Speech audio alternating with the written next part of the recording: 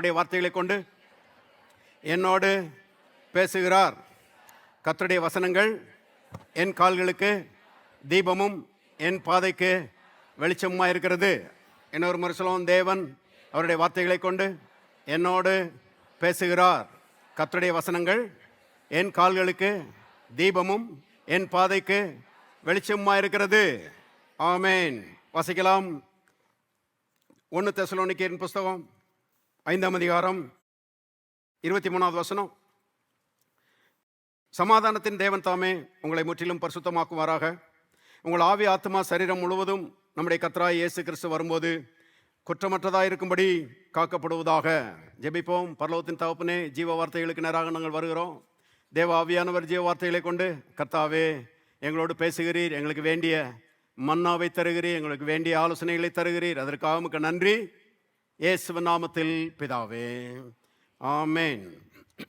இந்த ஆராதனைக்கு புதிதாக வந்திருக்கிற நண்பர்களை அன்போடு வரவேற்கிறோம். தொடர்ந்து வந்து கர்த்தருடைய சத்தியங்களை கேளுங்கள். இயேசு கிறிஸ்துவை குறித்த சத்தியங்களை கேளுங்கள். நிச்சயமாக வாழ்க்கையில் நல்ல மாற்றங்களும் முன்னேற்றமும் உண்டாகும். இயேசுவை பற்றி வேதம் சொல்கிறது, அவர் உலகத்தில் வந்த எந்த மனுஷனையும் பிரகாசிப்பிக்கிற மெய்யான ஒளியாக இருக்கிறார். மறுபடியும் சொல்கிறேன், இயேசு உலகத்தில் வந்த எந்த மனுஷனையும் பிரகாசிப்பிக்கிற மெய்யான ஒளியாக இருக்கிறார். வெளிச்சமில்லாத ஒரு உலகத்தை யோசித்து பாருங்க. எங்கே பார்த்தாலும் ஒரே இருட்டு, துளி அளவும் வெளிச்சமே இல்லை. அப்படிப்பட்ட ஒரு உலகமாக இருக்குது அப்படின்னா மனிதர்கள் யாரும் வாழ முடியாது இல்லையா? ஒரே இருட்டாக இருந்துச்சுன்னா, வெளிச்சமே இல்லைன்னா மனிதர்களுக்கு வாழவே முடியாது.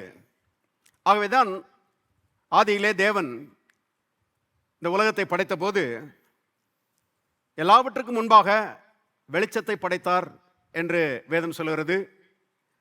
வெளிச்சம் உண்டாக கடவது என்று தேவன் சொன்னார். வெளிச்சம் உண்டாயிற்று என்று நாம் பார்க்கிறோம். பாருங்க, வெளிச்சம்தான் தேவன் கொடுத்த முதலாவது ஆசீர்வாதம். தேவன் இந்த உலகத்திலே கொண்டு வந்த முதலாவது நன்மை, முதலாவது ஆசீர்வாதம் வெளிச்சம்தான். அந்த வெளிச்சம் தேவனை அறிகிற அறிவுக்கு ஒப்பாக இருக்கிறது என்று வேதம் சொல்கிறது. பாருங்க, தேவனை அறிகிற அறிவு, அதை பற்றி வேதம் சொல்லும்போது அறிவாகிய ஒளி என்று சொல்லுகிறது. ஆகவே வெளிச்சம் தேவனை அறிகிற அறிவுக்கு ஒப்பிடப்பட்டிருக்கிறது. தேவனை அறிகிற அறிவு என்கிற வெளிச்சம் இல்லைன்னா மனிதர்கள் இருட்டுக்குள்ள தான் இருக்கிறாங்க. பாருங்க, படிச்சிருக்கலாம், பெரிய பணக்காரங்களா இருக்கலாம், பெரிய அந்தஸ்து நிறைந்தவங்களா இருக்கலாம், உயர்ந்த பதவியில் இருக்கலாம். ஆனால் தேவனை அறிகிற அறிவு இல்லைன்னா மனுஷன் இருட்டுக்குள்ள தான் இருக்கிறான், அந்தகாரத்துக்குள்ள தான் இருக்கிறான். ஆகவேதான் வேதம் சொல்லுகிறது, கனம் பொருந்தியவனா இருந்தாலும் தேவனை பற்றிய அறிவில்லாத மனுஷன் அழிந்து போகும் மிருகங்களுக்கு ஒப்பா இருக்கிறான். பாருங்க, தேவனை பற்றிய அறிவு இல்லைன்னா அது மனுஷனை அழிவுக்கு நேராக நடத்துகிறது. ஆனால் கர்த்தருக்கு ஸ்தோத்திரம், 2000 ஆண்டுகளுக்கு முன்பதாக உன்னதத்திலிருந்து ஒரு அருணோதயம் இந்த உலகத்திலே தோன்றிற்று. அவருடைய பெயர் இயேசு. பாருங்க, அந்த இயேசு சொன்னார், நான் உலகத்துக்கு ஒளியாயிருக்கிறேன், என்னை பின்பற்றுகிறவன் இருளிலே நடவாமல் ஜீவ ஒளியை அடைந்திருப்பான். பாருங்க, இயேசு ஒளியாக இந்த உலகத்திலே வந்தார். மனுஷனுடைய உள்ளத்திலே இருக்கிற தேவனை பற்றிய அறியாமை என்கிற இருளை நீக்கி மனுஷனுடைய உள்ளத்திலே தேவனை பற்றிய அறிவு என்கிற வெளிச்சத்தை கொடுத்து மனுஷனுடைய வாழ்க்கையை பிரகாசிப்பிக்கப்படும்படி, மனுஷனுடைய வாழ்க்கையை பிரகாசமாக்கும்படி இயேசு இந்த உலகத்திலே வந்தார். பாருங்க, கல்வாரி சிலுவையில் அறியாமை என்கிற அந்தகாரத்தையும் இயேசு சுமந்து தீர்த்தார் என்பதை தெரிந்து கொள்ளுங்கள். ரொம்ப ஆச்சரியமா இருக்குது கடவுளுடைய காரியங்கள். பாருங்க, மனுஷனுடைய அறியாமை என்கிற இருட்டையும் பாருங்க இயேசு கல்வாரி சிலுவையில சுமந்து தீர்த்தார். இயேசு சிலுவையில தொங்கும்போது 12ஆம் மணி முதல் 3ஆம் மணி முடிய 3 மணி நேரம் அந்தகாரம் உண்டாயிற்று என்று எழுதப்பட்டிருக்கிறது. அந்த அந்தகாரம் அது தேவனை அறியாத ஒரு இருட்டுக்கு அடையாளமாக இருக்கிறது. அதையும் இயேசு அனுபவித்தார். பாருங்க, அந்த மனுஷனுடைய இருதயத்தில் இருக்கிற அந்தகாரத்தையும் இயேசு விலக்கி போட்டிருக்கிறார். தேவன் இன்னார் என்கிற ஒரு ஒளியை ஆண்டவராய் இயேசு கிறிஸ்து கொடுக்கிறவராய் இருக்கிறார். ஆகவேதான் வேதம் சொல்கிறது, இந்த உலகத்தில் வந்த எந்த மனுஷனையும் பிரகாசிப்பிக்கிற மெய்யான ஒளியாக அவர் இருக்கிறாரு. ஆகவே மரித்து அடக்கம் பண்ணப்பட்டு உயிர்த்தெழுந்த அந்த இயேசு இன்றைக்கு மனுஷனுடைய வாழ்க்கையை பிரகாசமாக்குகிறவராக இருக்கிறார். மனுஷன் செய்ய வேண்டியதெல்லாம், இயேசுவே என் உள்ளத்துக்குள்ளே வாரும், நீர் என் ஆண்டவர் என்று சொல்லி பாருங்க தன்னை தாழ்த்தி இந்த இயேசுவை உள்ளத்திலே ஏற்றுக்கொள்ள வேண்டும். மனுஷனுடைய பெரிய பிரச்சனை என்னன்னா பெருமை தான். நம்பர் 1 பிரச்சனை பெருமை தான். பாருங்க, கடவுள்னு வரும்போது யார் கடவுள்? நான் தானே கடவுள்ன்றான். பாருங்க, அந்த மாதிரி ஒரு மனப்பான்மை மனுஷனுக்குள்ள இருக்குது. நாம கடவுள் கிடையாது. பாருங்க, கடவுள் சர்வலோகத்தையும் சிருஷ்டித்தவர், ராஜாதி ராஜா, நித்தியமானவர். அவர் இயேசுங்கிற பேர்ல இந்த உலகத்துல வந்து நம்முடைய நல்வாழ்வுக்கு வேண்டிய எல்லாவற்றையும் செய்து முடிச்சிருக்கிறாரு. ஆகவே அதை உணர்ந்து மனுஷன் தன்னை தாழ்த்தி இயேசுவே நீர் என் ஆண்டவர் என்று அவருக்கு அழைப்பு கொடுக்கும் பொழுது இயேசு உள்ளத்துக்குள்ளே வருகிறார். பாருங்க, அந்த மனுஷனை ரட்சிக்கிறார், அவனுக்கு வெளிச்சத்தை கொடுக்கிறார், தேவனை பற்றிய அறிவை கொடுக்கிறார், அவனுக்கு நல்வாழ்வை கொடுக்கிறார். ஆகவே இந்த காலை வேளையில ஒருவேளை இயேசுவே ஆண்டவராக ஏற்றுக்கொள்ளாதவர்கள் இருப்பீர்களானால், இயேசுவே நீர் என் ஆண்டவர், என் உள்ளத்துக்குள்ளே வாரும் என்று சொல்லி அவருக்கு அழைப்பு கொடுங்கள். இயேசுவை ஆண்டவராக ஏற்றுக்கொண்ட தேவனுடைய பிள்ளைகள் மனதிலும் ஆவியிலும் வாயிலும் தேவனுடைய வார்த்தை நிறைந்தவர்களாக இருக்க வேண்டும் என்று கர்த்தர் விரும்புகிறார். ஆத்மாவை குறித்து நாம் பார்த்து கொண்டு வருகிறோம். பாருங்க, ஆத்மா தேவனுடைய வார்த்தையினால் நிறைந்திருக்க வேண்டும், ஆவி தேவனுடைய வார்த்தையினால் நிறைந்திருக்க வேண்டும், வாய் தேவனுடைய வார்த்தையினால் நிறைந்திருக்க வேண்டும். இதுதான் வெற்றிக்கு ரகசியம். எத்தனை பேர் வெற்றி பெற விரும்புகிறீர்கள்? பாருங்க, வெற்றிக்கு ஏதேதோ ரகசியம் சொல்லி இன்னைக்கு உலகம் சொல்லுது. ஆனால் அருமையானவர்களே, கர்த்தர் சொல்லுகிறார், தேவனுடைய வார்த்தை வாயிலும் மனதிலும் உள்ளத்திலும் நிறைந்திருக்குமானால் அந்த மனுஷனுடைய வாழ்க்கை வெற்றிகரமான வாழ்க்கையா இருக்கும். அந்த மனுஷன் தோற்று போகிறவனாய் இருக்க மாட்டான். பாருங்க, தேவனுடைய வார்த்தை வல்லமை நிறைந்ததா இருக்கிறது. தேவனுடைய வார்த்தையினால் நிரப்பப்பட்ட மனுஷனும் வல்லமையுள்ள ஒரு நபராக மாறிவிடுகிறான். தேவனுடைய பிள்ளைகளே கவனிங்க, வல்லமை நிறைந்த மனிதனாக ஒரு நபர் மாறும்போது அவனுடைய வாழ்க்கை நிச்சயமா வெற்றிகரமாக இருக்கும். அவன் செய்வதெல்லாம் வாய்க்கும். பாருங்க, அவன் பின்னடைவை சந்திக்கிற ஒரு மனுஷனா இருக்க மாட்டான். எப்போதும் முன்னேறி செல்கிற மனிதனாக இருப்பான். ஏன்னா தேவன் அவருடைய வல்லமையை வார்த்தைக்குள்ள வச்சிருக்கிறாரு. அந்த வார்த்தையை இந்த மனுஷன் வாயில வச்சிருக்கிறான், உள்ளத்துல வச்சிருக்கிறான், மனதில் வச்சிருக்கிறான். ஆகவே தேவனுடைய வல்லமையினால் நிரம்பி இருக்கிறான். வாழ்க்கை முழுவதும் வல்லமை நிறைந்த வாழ்க்கையாக, முன்னேறி செல்கிற வாழ்க்கையாக, வெற்றிகரமான வாழ்க்கையாக இருக்கும் என்பதை தெரிந்து கொள்ளுங்கள். அநேக தேவனுடைய பிள்ளைகள் பாருங்க பலவீனராய் இருக்கிறார்கள். பலவீனராய் இருப்பது தேவனுடைய சித்தம் அல்ல. நிறைய பேர் பலவீனராக இருக்கிறாங்க, தோற்று போகிறவர்களாக இருக்கிறாங்க. காரணம் வார்த்தையை விட்டுட்டாங்க. ஜபமெல்லாம் இருக்குது, கண்ணீர் ஜபம் இருக்குது, மன்றாட்டு ஜபம் இருக்குது, கண்வழிப்பு ஜபம் இருக்குது, உபவாச ஜபம் இருக்குது, எல்லாம் இருக்குது. ஆனா பாருங்க, தேவனுடைய வார்த்தையை விட்டதுனால எல்லா ஜபத்தின் மத்தியிலும் தோற்று போன ஒரு வாழ்க்கை வாழுகிறார்கள். இது மறுக்க முடியாத உண்மை. ஆவிக்குரிய வட்டாரத்தில் இதை மறுக்க முடியாத ஒரு உண்மை என்பதை தெரிந்து கொள்ளுங்கள். பாருங்க, இவங்க தோற்று போய் கிடக்குறாங்க, வார்த்தையை விட்டதுனால தோற்று போய் கிடக்குறாங்க. பிசாசு கை கொட்டி சிரிச்சுக்கிட்டு இருக்கிறான். பாருங்க, தேவன் துக்கப்பட்டு கொண்டிருக்கிறார். அவர் துக்கப்படுறதை தவிர வேற ஒன்றும் செய்ய முடியாது. ஏன்னா வெற்றியை வார்த்தைக்குள்ளே வைத்து வார்த்தையை கையில் கொடுத்துட்டாரு.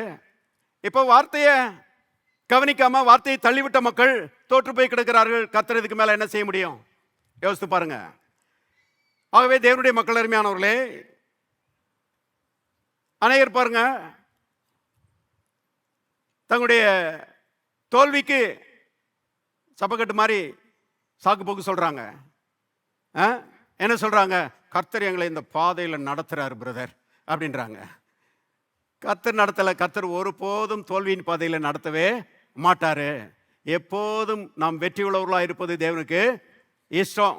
எல்லாரும் சொல்லுவோம், நான் எப்போதும் வெற்றி பெறுவது என் தேவனுக்கு இஷ்டம். இன்னொரு முறை சொல்லுவோம், நான் எப்போதும் வெற்றி பெறுவது என் தேவனுக்கு இஷ்டம். எத்தனை பேர் வெற்றி பெற விரும்புகிறீர்கள்? பாருங்க, தோல்வி ஒருபோதும் தேவனுடைய சித்தம் கிடையாது. ஆனா வார்த்தையை விட்டுட்டோம்னா தோல்விக்குள்ள விழுந்துட்டோம்னு அர்த்தம். பாருங்க, ஓசியாவின் புஸ்தகத்துக்கு போவோம். ஓசியா 8:12 பாருங்க. என் வேதத்தின் மகத்துவங்களை அவர்களுக்கு எழுதி கொடுத்தேன், அவைகளை அந்நிய காரியமாக எண்ணினார்கள். ஓசியாவின் நாட்களில் பார்த்தீங்கன்னா பாருங்க, இஸ்ரவேல் மக்கள் பாருங்க கர்த்தரை விட்டு தூரம் போய் பாருங்க ரொம்ப ஒரு அவமானத்திலையும் நிந்தையிலையும் பாருங்க சபிக்கப்பட்ட ஒரு நிலைமையில வாழ்ந்து கொண்டிருந்தார்கள் என்று வேதம் சொல்லுகிறது. கர்த்தருக்கு காரணத்தை சொல்றாரு. என் வேதத்தின் மகத்துவங்களை அவர்களுக்கு எழுதி கொடுத்தேன். என்னுடைய வேதத்தின் மகத்துவங்களை பிடிச்சிருந்தாங்கன்னா, என்னுடைய வார்த்தைகளை பற்றி கொண்டிருந்தாங்கன்னா, யாரும் எட்டி பிடிக்க முடியாத உயரத்துக்கு அவர்கள் போயிருப்பார்கள். ஏன்னா அது கர்த்தருடைய வாக்குத்தத்தம். கர்த்தர் சொன்னாரு, என்னுடைய வார்த்தைகளை நீ கவனமாய் கேட்டு அவைகளின்படி செய்வாயானால் பூமியில் உள்ள சகல ஜாதிகளிலும் கர்த்தர் உன்னை மேன்மையாக வைப்பார். பாருங்க, அதான் இஸ்ரவேல் மக்களுக்கு தேவன் கொடுத்த வாக்குத்தத்தம். அந்த வாக்குத்தத்தங்களை விட்டுட்டாங்க. கர்த்தர் சொல்றாரு, என் வேதத்தின் மகத்துவங்களை அவர்களுக்கு எழுதி கொடுத்தேன், அவைகளை அந்நிய காரியமாக எண்ணினார்கள். ரிஜெக்ட் பண்ணிட்டாங்க, வேண்டான்னு தள்ளிட்டாங்க. ஆகவே பாருங்க, ஜனங்கள் தோல்வியிலும் அவமானத்திலும் நிந்தையிலும் குறைவிலும் தாழ்ச்சியிலும் அவர்கள் வாழ்ந்தார்கள் என்று ஓசியாவின் புஸ்தகத்திலே நாம் வாசிக்கிறோம்.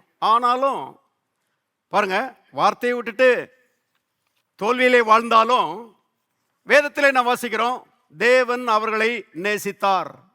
ஏன்னா பாருங்க, அவர் அன்பின் தேவனாய் இருக்கிறார் இல்லையா? தேவனுடைய ஜனங்கள் மேல இருக்கிற கர்த்தருடைய அன்பு என்னைக்குமே மாறாது. எத்தனை பேர் ஆமென் சொல்றீங்க? ஓசியாவின் புஸ்தகத்திலேயே ஓசியா போய் ஒரு கோமர் என்கிற ஒரு பெண்ணை திருமணம் பண்றான். பாருங்க, அவ இவன் கூட வாழ மாட்டேங்கிறா, விட்டுட்டு ஓடுறா. ஆனா இவன் திரும்ப திரும்ப போய் அவளை தன்னோடு சேர்த்து கொள்கிறான். அது தேவ அன்புக்கு அடையாளமா இருக்கிறது. தேவன் இஸ்ரவேல் மக்களை சேர்த்துக் கொள்கிறாரு. ஆனா இவங்க அவரை விட்டுட்டு ஓடுறாங்க, அவருடைய வார்த்தையை விட்டு என்ன செய்யறாங்க? ஓடுறாங்க. ஆனா திரும்பவும் தேவன் என்ன செய்யறாரு? சேர்த்துக் கொள்கிறார். தேவன் அன்பாகவே இருக்கிறாரு. எத்தனை பேர் ஆமென் சொல்றீங்க? நம்ம கூட அப்படிதான் நிறைய நேரம் ஓடி இருக்கிறோம் இல்லையா? கர்த்தரை விட்டுட்டு. சில நேரங்களில் கர்த்தருடைய வழிகளை நம்ம பின்பற்றுகிறது இல்லை, கர்த்தருடைய ஆலோசனைகளை அல்ல தட்டுறோம், கர்த்தருக்கு பிரியமில்லாத வழிகளில் போகிறோம். ஆனாலும் தேவன் நம்மை தேடி நம்மை நேசித்து அருமையான நம்மை தம்மோடு சேர்த்துக் கொள்கிறார். எத்தனை பேர் ஆமென் சொல்றீங்க? இன்னைக்கு நம்ம விசுவாசிகளாக இருக்கிறோம், இன்னைக்கு நம்ம ஆசீர்வதிக்கப்பட்டவர்களாக இருக்கிறோம், இன்னைக்கு நம்ம பாருங்க கர்த்தரோடு ஒரு நல்ல தொடர்பில் இருக்கிறோம் அப்படின்னா அதுக்கு காரணம் தேவனுடைய அன்பு தாங்க. தேவன் நம்மை நேசிக்கிறவராய் இருக்கிறார். கவனிங்க, இஸ்ரவேல் மக்களை பாருங்க தேவன் அவிதமாக நேசிக்கிறார். இவங்க விட்டுட்டு ஓடினாலும் அவங்கள நேசிக்கிறாரு. ஆனா நல்லா கவனிங்க, கர்த்தர் நேசிச்சாலும் கர்த்தருடைய நேசம் அவர்கள் மேலே மாறாததா இருந்தாலும் வெற்றி ஆட்டோமேட்டிக்கா அவங்களுக்கு கிடைக்காது. வெற்றி பெற வேண்டுமானால் இவங்க தான் வார்த்தையை பற்றி கொள்ள வேண்டும். வார்த்தைக்குள்ளதான் கர்த்தர் வெற்றியை வச்சிருக்கிறாரு. வார்த்தைக்குள்ளதான் எல்லா சம்பூர்ணத்தையும் கர்த்தர் வச்சிருக்கிறாரு. வார்த்தைக்குள்ளதான் எல்லா ஆசீர்வாதங்களையும் கர்த்தர் வச்சிருக்கிறாரு. இயேசுவை பற்றி நம்ம வாசிக்கிறோம் இல்லையா?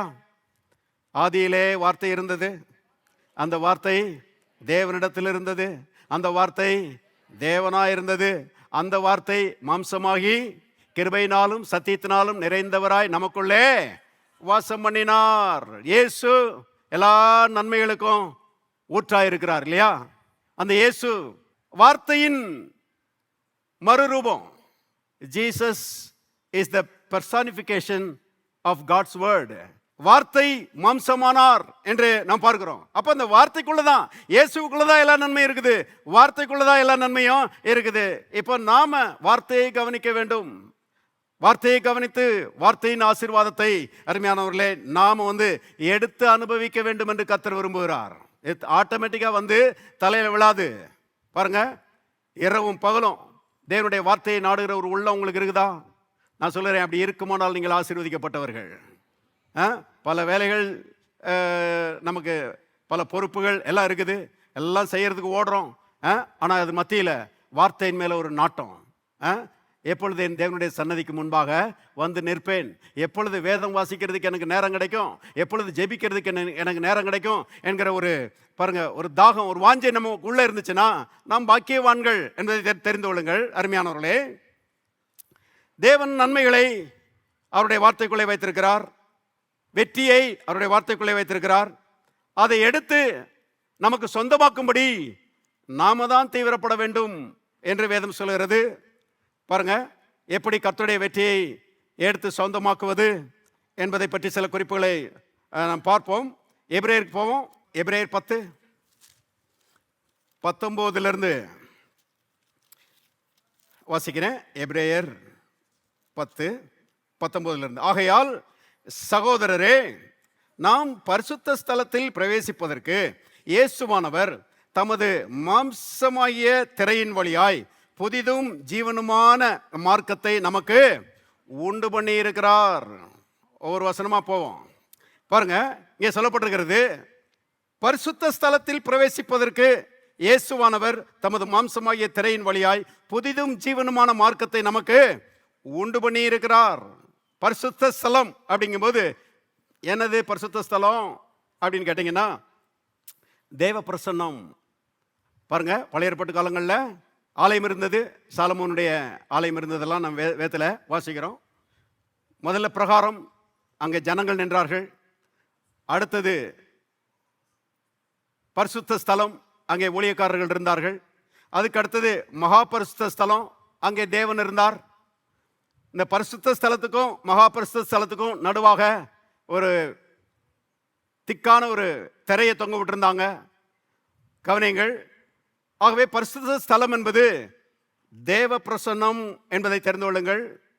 இந்த தேவ பிரசன்னத்துக்குள்ள நுழைவதற்கு இயேசு கிறிஸ்து தம்முடைய மாம்சமாகிய திரையை கிழித்து சிலுவையில் அடிக்கப்பட்டு நொறுக்கப்பட்டு, பாருங்க, ரத்தம் சிந்தி, அதன் விளைவாக இந்த தேவ பிரசன்னத்துக்குள்ளே நுழையக்கூடிய ஒரு ஸ்லாக்கியத்தை, ஒரு பாக்கியத்தை நமக்கு பெற்று தந்திருக்கிறார். ஆண்டவருக்கு அல்லேலூயா சொல்லுவோம். பாருங்க, சில நேரங்களில் அரசாங்கத்தில்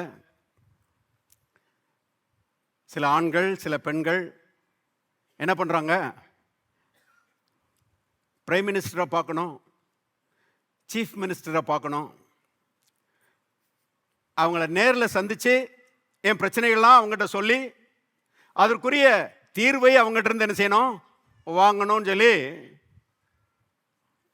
அலுவலகத்துக்கு, பிரைம் மினிஸ்டர் அலுவலகத்துக்கு, சீஃப் மினிஸ்டர் அலுவலகத்துக்கு ஆர்வமாக ஓடி வர்றாங்க. ஓடி உள்ள நுழைஞ்சிடலாமா அப்படின்னு சொல்லி பார்க்கும்போது அங்கே காவலாளிகள் இருக்கிறாங்க, செக்யூரிட்டிஸ் இருக்கிறாங்க இல்லையா? அவங்க என்ன பண்ணுறாங்க, இப்படி அலுவலகத்துக்குள்ளே நுழையணும்னு பிரயாசப்படுறவங்கள கொண்டு கட்டாக தூக்கிட்டு போய் அவங்கள போக வேண்டிய வழியில் நிறுத்தி திரும்பி பார்க்காம போயிருங்க அப்படின்னு சொல்லி என்ன செய்கிறாங்க, அனுப்பி வச்சிடுறாங்க. ஏன் தெரியுமா?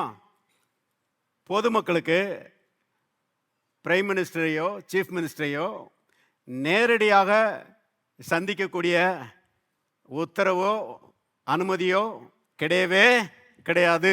அவங்களா வந்தாதான், அவங்களா சந்திக்கிறதுக்கு வந்தால் சந்திப்பாங்க. ஆனால் நீங்கள் போய் நான் பிரைம் மினிஸ்டரை பார்க்க போகிறேன், நான் சீஃப் மினிஸ்டரை பார்க்க போகிறேன்னு சொல்லி போனீங்கன்னா விடவே மாட்டாங்க, உங்களை வெளியே திருப்பி அனுப்பி விட்டுருவாங்க.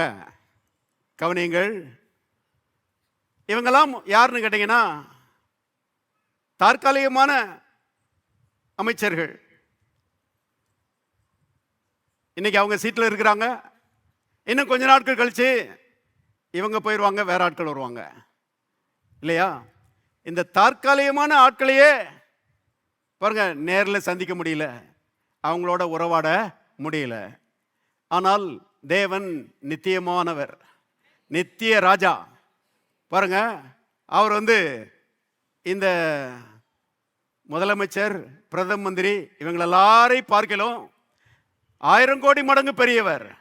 அவரை நாம நேரடியாகவே சந்திக்கலாமா? நேரடியா அவரிடத்துல என்ன செய்யலாமா? பேசலாமா? இருக்கிறீங்களா? எவ்வளோ பெரிய இஸ்லாக்கியம் பாருங்க. அருமையானவர்களே,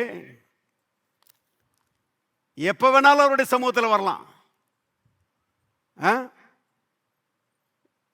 பகல்லையும் வரலாம், இரவுலையும் வரலாம், காலையிலையும் வரலாம், சாயங்காலத்திலையும் வரலாம்.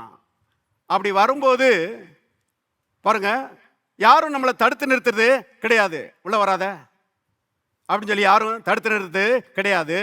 உள்ள வரும்போது அருமையானவர்களே, welcome my son, welcome my daughter, மகனே வா, மகளே வா என்று பாருங்க கர்த்தர் நம்மை அழைக்கிறார். ஆகவே பாருங்க, தைரியமாய் நம்ம தேவ பிரசன்னத்துக்குள்ள நுழைகிறோமா?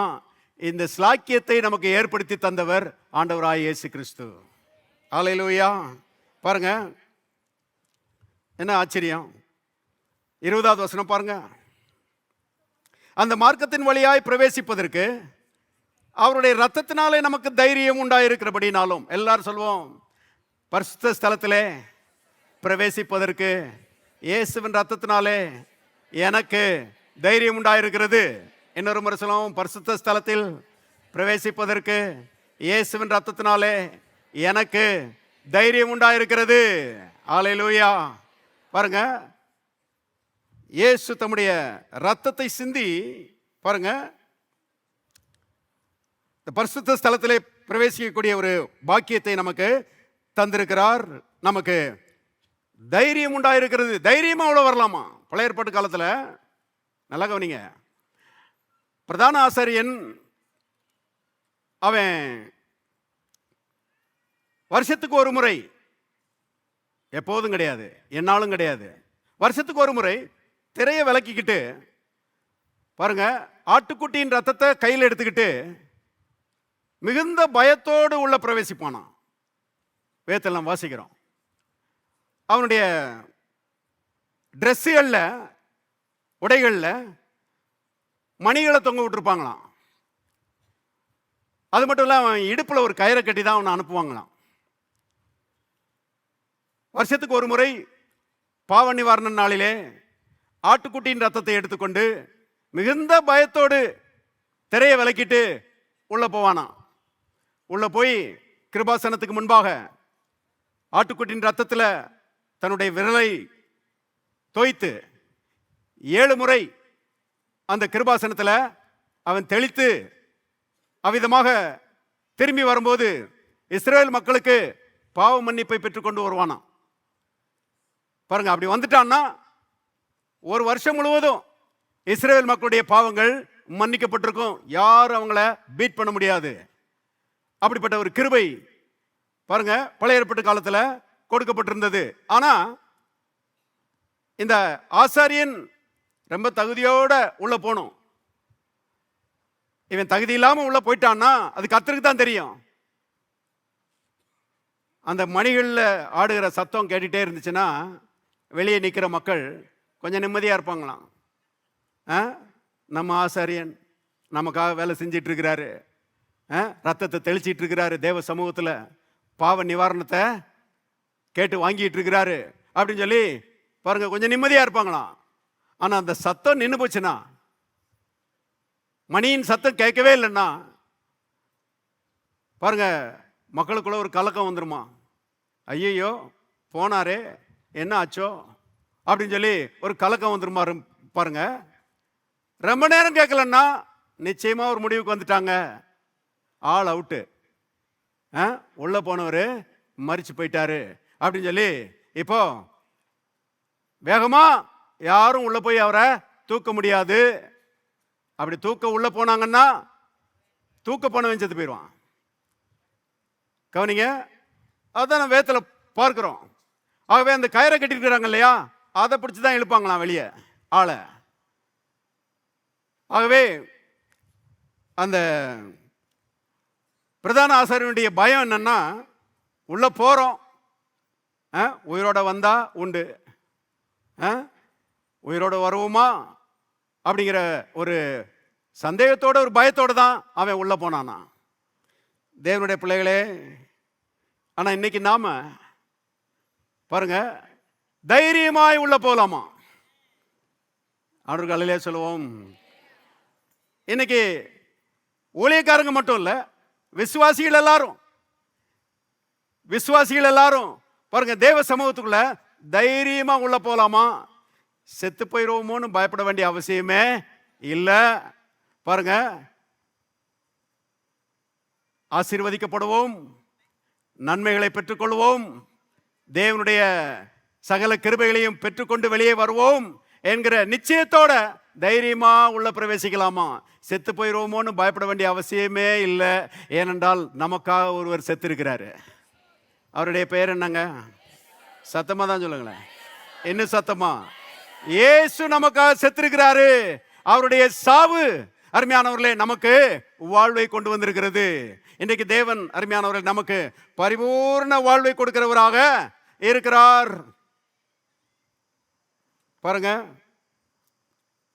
இயேசு எவ்வளவு பெரிய ஸ்லாக்கியத்தை நமக்கு உண்டாக்கி தந்திருக்கிறாரு. ஒவ்வொரு நாளும் காலையில் எந்திரிச்சு, father God, thank you for sending Jesus for me. ஆண்டவரே, பிதாவே, இயேசுவை எனக்காக அனுப்பி தந்தபடியால் உமக்கு நன்றி. இருக்கிறீங்களா? இயேசு வரலன்னா இந்த பாக்கியம் எதுவும் நமக்கு கிடைச்சிருக்காது. இயேசு சிலுவையில் அடிக்கப்பட்டு நொறுக்கப்பட்டு அவருடைய மாம்சம் கிழிக்கப்பட்டு அவருடைய பரிசுத்த ரத்தம் சிந்தப்பட்டதுனால அருமையானவர்களே இன்றைக்கு பிதாவினுடைய சமூகத்தில் தைரியமாய் பிரவேசித்து பாருங்க, நாம் ஜெபித்து கர்த்தரிடத்திலிருந்து நன்மைகளை பெற்றுக்கொள்ளக்கூடிய சாக்கியத்தை கர்த்தர் நமக்கு பெற்று தந்திருக்கிறார். தேவ சமூகத்தில் பிரவேசிக்கிற மக்கள் இன்னைக்கு புதிய ஏற்பாட்டில் யாரும் சாகிறதில்லை, எல்லாம் ஜீவனை பெற்றவர்களாக இருக்கிறார்கள். இந்த காலை வேளையில் நான் சொல்லுகிறேன், நாம கூட இன்னைக்கு தேவ பிரசன்னத்தில் தான் உட்கார்ந்துருக்கிறோம். ஒருத்தரும் சாகலை, எல்லாரும் உயிரோட தான் இருக்கிறோம். உயிரோட இருக்கிறது மட்டும் இல்லை, ஆலயம் முடிஞ்சு போகும்போது ஆசீர்வாதத்தை சுமந்துட்டு போகிறோம். எத்தனை பேர் ஆமென் சொல்றீங்க? எல்லாரும் கரங்களை தட்டி கர்த்தரை மகிமைப்படுத்துவோம். ஹல்லேலூயா.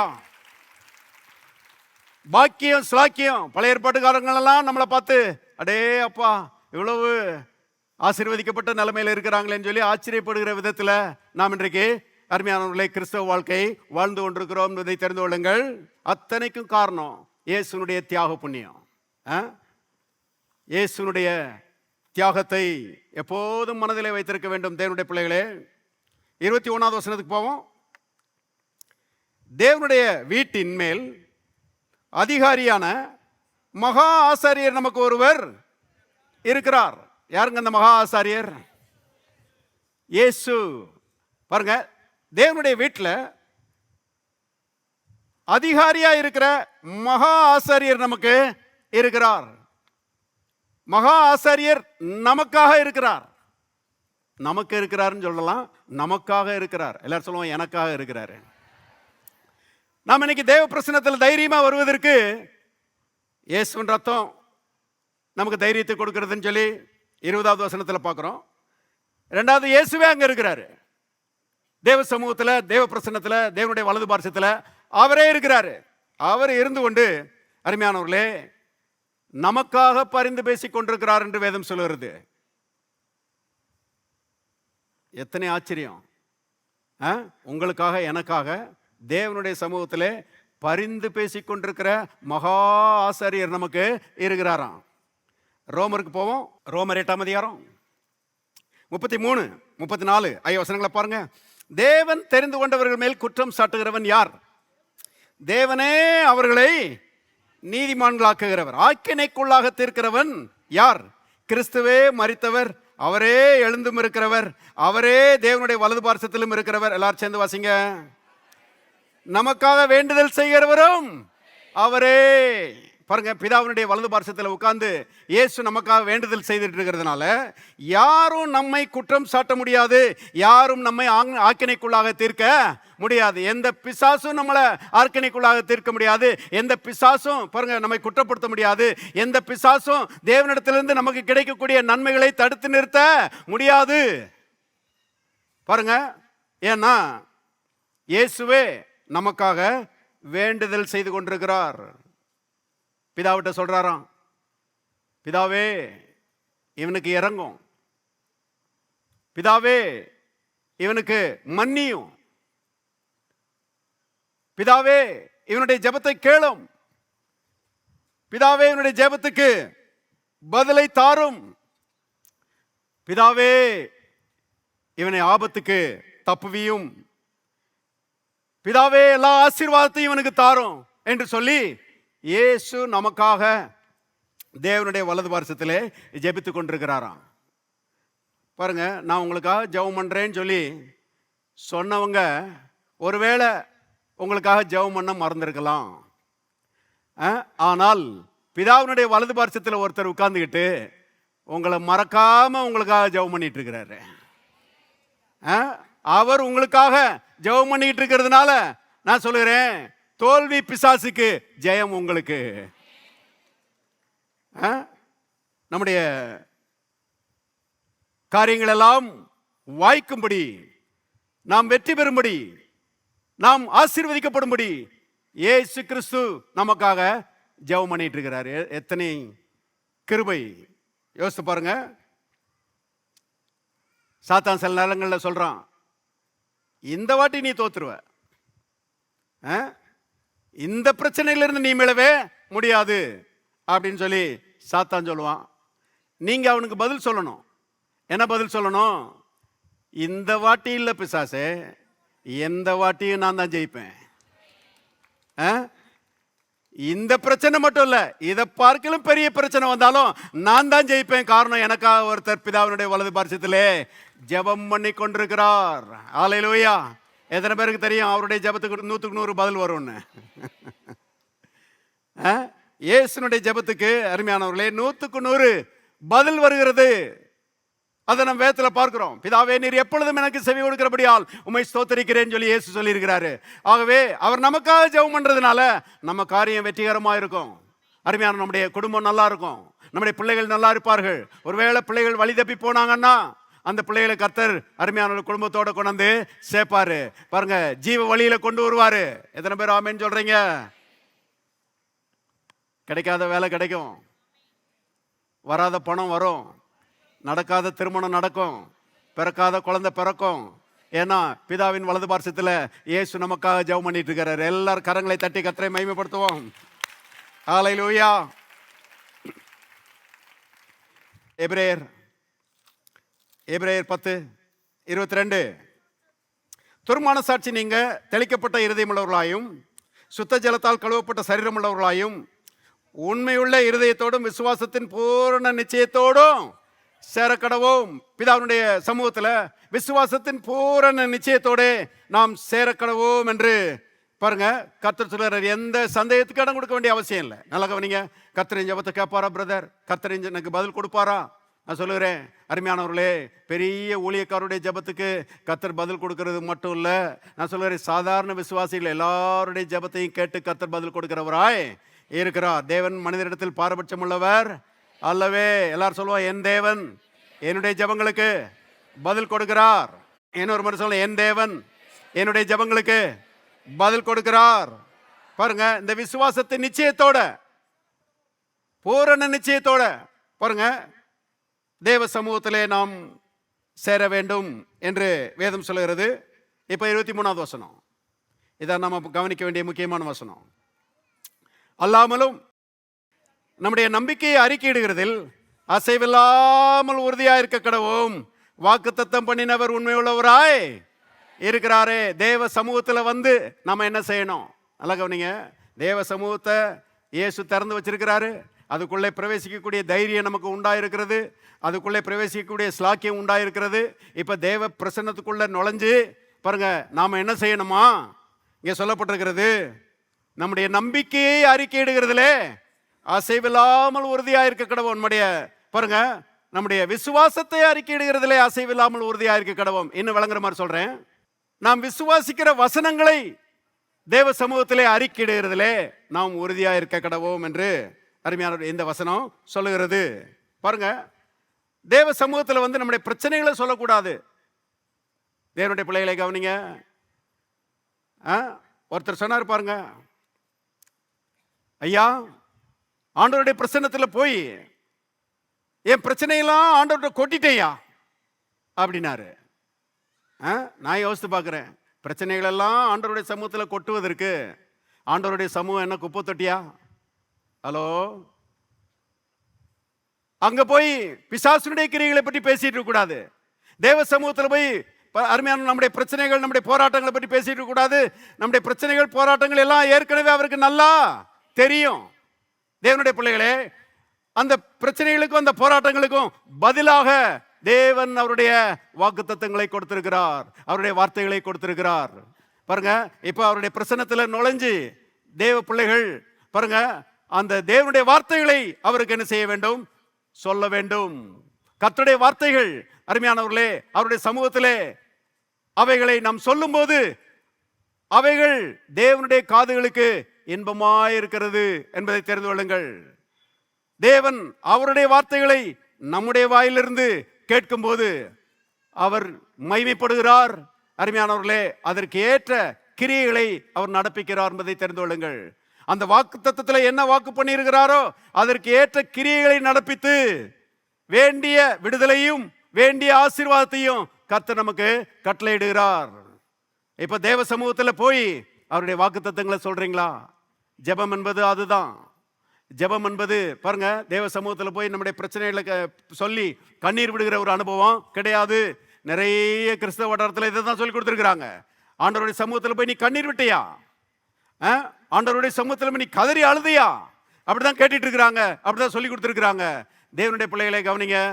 தேவ சமூகத்தில் வந்து அவருடைய வார்த்தைகளை அவருக்கு சொல்ல வேண்டும். நம்முடைய நம்பிக்கையை அறிக்கையிடுகிறதில் அசைவில்லாமல் உறுதியாயிருக்க கடவோம். வாக்குத்தத்தம் பண்ணினவர் உண்மையுள்ளவராயிருக்கிறாரே.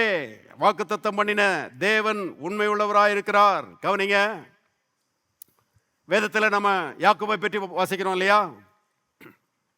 யாக்கோபு லாபான் வீட்டிலிருந்து வர்றான், குடும்ப சகிதமாக வர்றான். வரும்போது அருமையானவர்களே, அவனுக்கு பெரிய பரிவாரங்களை கர்த்தர் கொடுத்திருக்கிறாரு. 2 பெரிய பரிவாரங்களோட வர்றான்.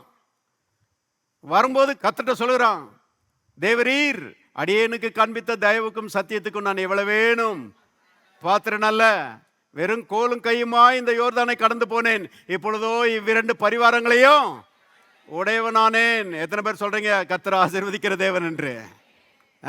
வெறுங்கையாய் வந்தவர்களை 2 பரிவாரங்களாக பாருங்க ஆசீர்வதிக்கிறவர் தான் நம்முடைய தேவன். இன்னைக்கு காலையில் நம்முடைய சபையை பற்றி நான் யோசிச்சுட்டு இருக்கும்போது கர்த்தருடைய ஆவியான என் உள்ளத்தில் பேசினாரு. வெறுமையாய் வந்தவர்கள் அநேகர், நூற்றுக்கணக்கான ஆட்கள் இன்றைக்கு ஆசீர்வதிக்கப்பட்டவர்களாக இருக்கிறார்கள். கர்த்தர் ஆசீர்வாதத்தின் தேவன். யாக்கோபை ஆசீர்வதித்தவர் நம்மை ஆசீர்வதித்திருக்கிறார் இல்லையா?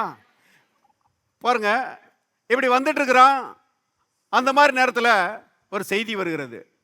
என்ன செய்தினா, உங்க அண்ணன் ஏசா 400 பேரோட உனக்கு எதிர்த்து வருகிறான் அப்படின்னு சொல்லி ஒரு செய்தி வருகிறது. கேட்டானோ இல்லையோ, யாக்கோபு பயந்துட்டான். பாருங்க, பயந்து ஐயோ 400 பேரை கூட்டிட்டு வர்றானா, குடும்ப சகிதமா பிள்ளைகள், ஆடு மாடு எல்லாத்தையுமே ஒன்றும் இல்லாமல் ஆக்கிடுவானே, அழிச்சு போட்டுருவானே அப்படின்னு சொல்லி பயந்து, அருமையானவர்களே, அவன் கர்த்தரிடத்தில் ஜெபித்தான். என்று நாம் பார்க்கிறோம். வாசிங்க ஆதியாகமத்தின் புஸ்தகம் 32ஆம் அதிகாரம் 11வது வசனம். என் சகோதரனாகிய ஏசாவின் கைக்கு என்னை தப்புவியும், அவன் வந்து என்னையும் பிள்ளைகளையும் தாய்மார்களையும் முறியடிப்பான் என்று அவனுக்கு நான் பயந்திருக்கிறேன். தேவரீரோ, எல்லாரும் சேர்ந்து வாசிங்க. நான் உனக்கு மெய்யாகவே நன்மை செய்து உன் சந்ததியை எண்ணி முடியாத கடற்கரை மணலை போல மிகவும் பெருக பண்ணுவேன் என்று எல்லாரும் சொல்லுவோம். சொன்னீரே. இக்கட்டான நேரத்தில் எப்படி ஜெபம் பண்றான் பாருங்க. வார்த்தையை தேவனுக்கு ஞாபகப்படுத்தி ஜெபம் பண்றான். வார்த்தையை தேவனிடத்துல சொல்லுகிறான். நான் உனக்கு மெய்யாகவே நன்மை செய்து உன் சந்ததியை எண்ணி முடியாத கடற்கரை மணலை போல மிகவும் பெருக பண்ணுவேன் என்று சொன்னீரே என்று சொல்லி ஜெபம் பண்ணுகிறான் பாருங்க. இப்ப 33ஆம் அதிகாரத்துக்கு போவோம். 33ஆம் அதிகாரம் 4வது வசனம் பாருங்க. அப்பொழுது ஏசா எதிர்கொண்டு ஓடி வந்து அவனை தழுவி அவன் கழுத்தை கட்டிக்கொண்டு அவனை முத்தம் செய்தான். இருவரும் அழுதார்கள். என்ன மாதிரி மாற்றி விட்டார் பாருங்க. அருமையானவர்களே, யாக்கோபையும் அவனுக்கு உண்டான எல்லாவற்றையும் ஒண்ணுமில்லாமல் ஆக்கும்படி ஒரு பழிவாங்க வேண்டும் என்கிற ஒரு வைராக்கியத்தோட யாக்கோபுக்கு எதிராக வர்றான் ஏசா. யாக்கோபு கர்த்தருடைய வாக்குத்தத்தத்தை அவருக்கு ஞாபகப்படுத்தி ஜெபம் பண்றான். கர்த்தர் அந்த ஜெபத்தை கேட்டு அழிக்க வந்தவனை பாருங்க அணைச்சி முத்தம் கொடுக்கிற மாதிரி ஆக்கி விட்டுட்டாரு. தேவனுடைய பிள்ளைகளே, இது நமக்கும் பொருந்தும். இக்கட்டான நேரத்தில் தேவனுடைய வார்த்தைகளை சொல்லி நாம் ஜெபிக்கும் போது கர்த்தர் சூழ்நிலையவே மாற்றி விட்டுறாரு பாருங்க. ஒரு வழியாய் வருகிறவர்கள் 7 வழியாயிடு செய்றாங்க, ஓடி போறாங்க. உன்னோடு போராடுகிறவர்கள் இல்பொருளாவார்கள், அவர்களை தேடியும் காணாதிருப்பா என்று கர்த்தர் செய்றாரு சொல்லுகிறாரு. இப்படிப்பட்ட காரியங்கள் நடக்கணும்னா, எதிர்ப்புகள் மறையணும்னா, அருமையானவர்களே, போராட்டத்தில் ஜெயம் உண்டாகணும்னா நாம என்ன செய்யணும்? நம்முடைய நம்பிக்கையை அறிக்கையிடுகிறதிலே அசைவில்லாமல் உறுதியாய் இருக்க வேண்டும். பாருங்க, வியாதி பலவீனமா இருக்குது, சரீரம் பலவீனமா இருக்குது. இதன் மத்தியில் நீங்க எதை சொல்ல போறீங்க? பலவீனன் எவனும் தன்னை பலவான் என்று சொல்வானாக. ஏன் பலவான் என்று சொல்ல வேண்டும்? ஏனென்றால் கல்வாரி சிலுவையில் நம்முடைய பலவீனங்களை எல்லாம் ஏற்றுக்கொண்டு நம்முடைய பலவீனங்கள் எல்லாவற்றுக்கும் முடிவு கட்டி இருக்கிறார் இயேசு. ஆகவே அவர் பலவீனங்களை சுமந்து தீர்த்து இயேசுவின் தழும்புகளால் சுகமானீர்கள் என்று அறிவிச்சிருக்கிறாரு. இப்போ பலவீனத்தை உணர்கிற விசுவாசிகள், நான் பலவீனமா இருக்கிறேன் பிரதர், நான் பலவீனமா இருக்கிறேன் பிரதர், எனக்காக ஜெபம் பண்ணுங்க பிரதர், இப்படி சொல்றதை விட்டுட்டு கிறிஸ்துவுக்குள் நான் பலவான், இயேசுவின் தழும்புகளால் நான் சுகமானேன், இதுதாங்க சொல்ல வேண்டிய வார்த்தை. நம்முடைய நம்பிக்கையை அறிக்கையிடுகிறதில் அசைவில்லாமல் உறுதியாக இருக்க கடவும் வாக்குத்தத்தம் பண்ணினவர் உண்மையுள்ளவராய் இருக்கிறாரே. அப்படி பாருங்க, நம்பிக்கையை நம்ம அறிக்கையிடும் போது கர்த்தருடைய ஆவியானவர் இறங்கி வேலை செய்கிறாரு பாருங்க. அதற்கு ஏற்ற கிரியைகளை நடப்பிக்கிறாரு, வியாதிகளை மாற்றி போடுகிறாரு, பலனை கொடுக்கிறாரு பாருங்க. வியாதி நீங்கி நாம் சுகமடைகிறோம். இப்படிதான் சுகத்தை நாம் பெற்றுக்கொள்கிறோம். தேவனுடைய பிள்ளைகளை கவனிங்க. அப்ப நம்முடைய தேவ சமூகத்துக்குள்ள நம்ம என்ன பேசுகிறோம் என்பது ரொம்ப ரொம்ப முக்கியம் என்பதை தெரிந்து கொள்ளுங்கள். திருப்போம் யோவான் சுவிசேஷம் 15ஆம் அதிகாரம் 7வது வசனம். யோவான் 15:7. நீங்கள் என்னிலும் என் வார்த்தைகள் உங்களிலும் நிலைத்திருந்தால் நீங்கள் கேட்டுக்கொள்வது எதுவோ அது உங்களுக்கு செய்யப்படும். கவனிச்சிங்களா? நீங்கள் என்னிலும் என் வார்த்தைகள் உங்களிலும் நிலைத்திருந்தால், எல்லாரும் சொல்ல நிலைத்திருந்தால். பாருங்க, வார்த்தை நிலைச்சிருக்குதா உங்க உள்ளத்துல? வார்த்தையினால் நிறைந்திருக்கிறீர்களா? கவனிங்க, நீங்க வார்த்தையில நிலைச்சிருக்கிறீங்களா? வார்த்தை உங்களுக்குள்ள நிலைத்திருக்கிறதா? அப்படியானால் நீங்கள் கேட்டுக்கொள்வது எதுவோ அது உங்களுக்கு செய்யப்படும். நீ கேட்டுக்கொள்கிற ஆசீர்வாதம் உங்களுக்கு கண்டிப்பாக கிடைக்கும். கிறிஸ்தவ வட்டாரத்தில் என்ன சொல்றாங்கன்னா, எப்படி பிரதர் ஜெபம் பண்ணீங்க? கையை கூப்பி ஜெபம் பண்ணீங்களா? கண்ணை மூடி ஜெபம் பண்ணீங்களா? முழங்கால் போட்டு ஜெபம் பண்ணீங்களா? இதைத்தான் கேட்குறாங்க. கவனிங்க, கர்த்தர் முழங்கால் போட்டு ஜெபம் பண்றீங்களான்னு பார்க்கறது இல்லை, நீங்க கண்ணை மூடி ஜெபம் பண்றீங்களான்னு பார்க்கறது இல்லை. ஒரு அம்மா சொன்னாங்க, உங்க பாஸ்டர் கண்ணை திறந்துக்கிட்டே ஜெபம் பண்ணிட்டாரு. சரி, கண்ணை திறந்து ஜெபம் பண்ணாரு, என்ன சொன்னாரு? அதை பற்றிலாம் கவனமே இல்லை. அவர் என்ன சொன்னான்றதை கேட்கறதே இல்லை. கண்ணம் திறந்துட்டே ஜெபம் பண்ணிட்டாரு. என்ன குற்றம் பாருங்க. தேவனுடைய பிள்ளைகளே, நம்ம கையை கூப்பிடுறதுன்றையும் தேவன் பார்க்கறது இல்லை. நம்ம வாயிலிருந்து என்ன வார்த்தைகள் வருகிறது? இருக்கிறீங்களா? இருதயத்தின் நிறைவினால் வாய் பேசும். இருதயம் வார்த்தையினால் நிறைந்திருக்கிறதா? வாய் தேவனுடைய வார்த்தைகளை பேசுகிறதா? நீங்க கண்ணை மூடிட்டு ஜெபம் பண்ணாலும் வார்த்தைகள் வருதா இல்லையான்றத கேள்வி.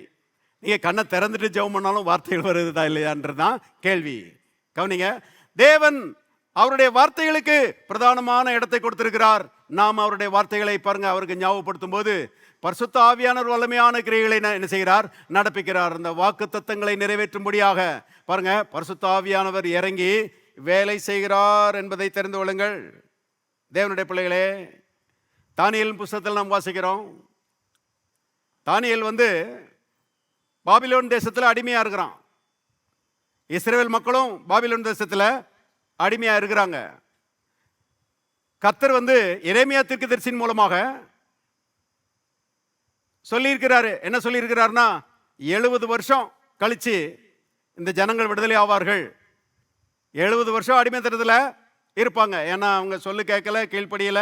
அதனால அதனுடைய கான்சிக்வன்ஸ், அதனுடைய பலாபலனை அவங்க அனுபவிச்சு தான் ஆகணும்னு சொல்லி பாருங்க, பாபிலோனிய அடிமைத்தனத்துக்குள்ள போயிட்டாங்க. இப்போ பாபிலோன் தேசத்துக்குள்ள இருந்துகிட்டு தானியேல் எரேமியா தீர்க்கதரிசியின் புஸ்தகத்தை வாசிக்கிறான். வாசிக்கும் போது அவனுக்கு எரேமியா தீர்க்கதரிசியின் மூலமாக தேவன் சொன்னது, தேவனுடைய வார்த்தையை அவன் கண்டுபிடிக்கிறான். என்ன சொன்னார் தேவன்? 70 வருஷம் கழிச்சு இந்த ஜனங்களை நான் விடுதலையாக்குவேன் அப்படின்னு சொல்லி தேவன் வாக்கு பண்ணியிருக்கிறாரு. கணக்கு போட்டு பார்த்தா கிட்டத்தட்ட 70 வருஷம் முடிய போகுது. அடிமைத்தனத்துக்குள்ள 70 வருஷம் முடிய போகுது. கவனிங்க, இப்போ தானியேல் அந்த வார்த்தைகளை சொல்லி, ஆண்டவரே எரேமியா தீர்க்கதரிசியின் மூலமா சொல்லி இருக்கிறீரே, ஆமா பாவம் செஞ்சது நாங்க தான், நீர் நீதிபரர், நாங்க தான் அடிமைத்தனத்துக்குள்ள பாவம் செஞ்சு இந்த மாதிரி வந்துட்டோம்.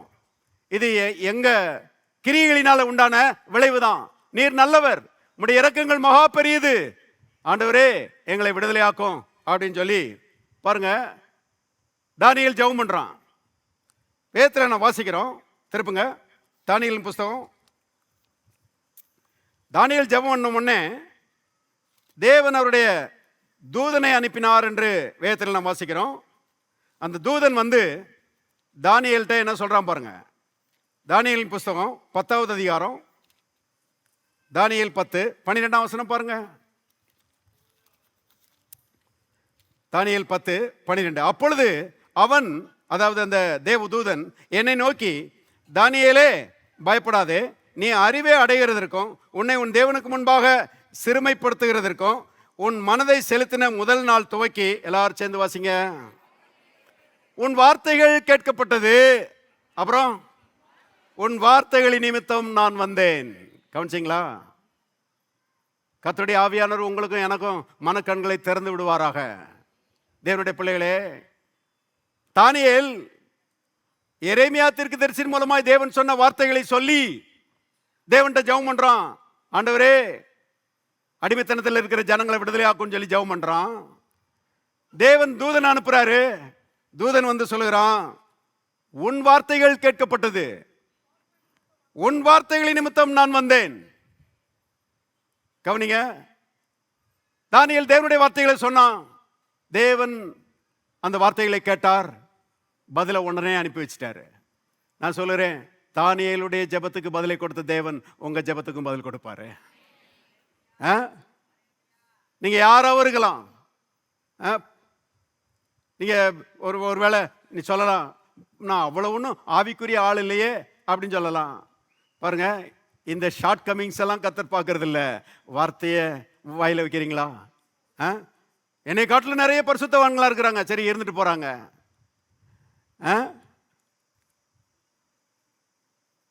கத்தர் உங்களையும் நேசிக்கிறாரு. உங்க வார்த்தைகளுக்கும் அவர் செவி கொடுப்பாரு, உங்க வார்த்தைகளுக்கும் அவர் பதில் கொடுப்பாரு. தானியேலுக்கு பதிலை கொடுத்த தேவன் உங்க ஜெபத்துக்கும் பதில் கொடுப்பாரு. உங்க பிரச்சனையிலிருந்து விடுதலை ஆக்குவாரு. உங்க வாழ்க்கையிலையும் முன்னேற்றம் உண்டாகும். உங்களுக்கும் பாருங்க பெரிய ஆசீர்வாதமும் உயர்வும் உண்டாகும் என்று கர்த்தருடைய ஆவியானவர் சொல்லுகிறார். விசுவாசிக்கிறீங்களா? ஜெபத்திலே தேவனுடைய வார்த்தைகளை பேசுகிறது மட்டுமல்ல, பாருங்க சாதாரண நேரத்திலையும் போகும்போதும் வரும்போதும் எப்போதும் தேவனுடைய வார்த்தைகளை பேசுகிற வாயாக நம்முடைய வாய் மாற வேண்டும். மனிதனை புனிதனாக மாற்றுகிற ஒரு காரியத்தை குறித்து நான் பேசிட்டு இருக்கிறேன். பாருங்க, தேவனுடைய வார்த்தைகளை பேசுகிற ஆட்களா நம்ம தொடர்ந்து தேவனுடைய வார்த்தைகளை பேசுகிறவங்களா நம்ம இருந்தோம்னா ஆள் மாறிடுவோம். பாருங்க, வீணான வார்த்தைகளை பேசாத மக்களாக மாறிவிடுவோம். பாருங்க, வீணான வார்த்தைகள் பேசாமல் இருந்தாலே முக்காவாசி பிரச்சனை தீர்ந்து போயிடும். எத்தனை பேர் ஆமீன் சொல்றீங்க? தேவனுடைய வார்த்தைகளை பேசுகிற மக்களாய் நாம் இருக்க வேண்டும் என்று கர்த்தர் விரும்புகிறார். 2 கொரிந்தியர் புத்தகம் 4:13 2 கொரிந்தியர் 4:13 விசுவாசித்தேன் ஆகையால் பேசினேன் என்று எழுதியிருக்கிறபடி நாங்களும் அந்த விசுவாசத்தின் ஆவியை உடையவர்களாக இருந்து விசுவாசிக்கிறபடியால் பேசுகிறோம். கவனிச்சிங்களா? அப்போஸ்தலனாகிய பவுல் சொல்றாரு, விசுவாசிக்கிறபடியால் பேசுகிறோம், விசுவாசத்தை பேசுகிறோம். பாருங்க, ஒரு தீர்மானம் எடுக்கணும் தேவனுடைய பிள்ளைகளே. நான் விசுவாசத்தை பேச மாட்டேன், நான் அவநம்பிக்கையை பேச மாட்டேன், நான் சந்தேகத்தை பேச மாட்டேன், நான் ஊர் பிரச்சனைகள் எல்லாம் பற்றி பேச மாட்டேன், நான் தேவனுடைய வார்த்தையை பேச போறேன். ஆண்டவர் காலையிலே சொல்லுவோம். பாருங்க, நான் இந்த தீர்மானத்தை ரொம்ப வருஷங்களுக்கு முன்னால எடுத்தேன். அருமையானவர்களே, நான் பெர்ஃபெக்ட் கிடையாது, ஆனால் ஃபாலோ பண்ணணும்னு சொல்லி என்னைய ஒப்பு கொடுத்தேன். அது எனக்கு மிகுந்த உயர்வை கொண்டு வந்திருக்கிறது. பவுல் சொல்றாரு பாருங்க, விசுவாசத்தை பேசுகிறோம், விசுவாசித்தேன் ஆகையால் பேசினேன் என்று எழுதியிருக்கிறபடி நாங்களும் அந்த விசுவாசத்தின் ஆவியை உடையவர்களா இருந்து விசுவாசத்தை பேசுகிறோம். நீங்க விசுவாசத்தை பேசும்போது நல்லா கவனிங்க, நீங்க விசுவாசத்தை பேசும்போது கர்த்தர் உங்களுடைய வார்த்தைகளுக்கு செவி கொடுக்கிறார். எல்லா வார்த்தைகளும், நாம் பேசுகிற எல்லா வார்த்தைகளுமே ரெக்கார்டட். தெரியாவிட்டால் தெரிந்து கொள்ளுங்கள். நியாய தீர்ப்பு நாளில் இயேசு சொல்றாரு, மனுஷர் பேசின வீணான வார்த்தைகள் யாவையும் குறித்து கணக்கு ஒப்புவிக்க வேணும்னு சொல்லி சொல்றாரு. அப்படின்னா என்ன அர்த்தம்? நம்ம பேசின வார்த்தைகள் எல்லாவற்றையும் பரலோகம் ரெக்கார்ட் பண்ணிருக்குதுன்னு அர்த்தம். கவனிங்க, இப்போ விசுவாச வார்த்தைகளை பேசுனீங்கன்னா அது உங்களுக்கு லாபத்தை கொண்டு வரும். ஒரே ஒரு சம்பவத்தை மட்டும் சுட்டி காண்பிக்க விரும்புகிறேன். திருப்போம் நீதிமொழிகள் புத்தகம் 10:11 நீதிமொழிகள் 10:11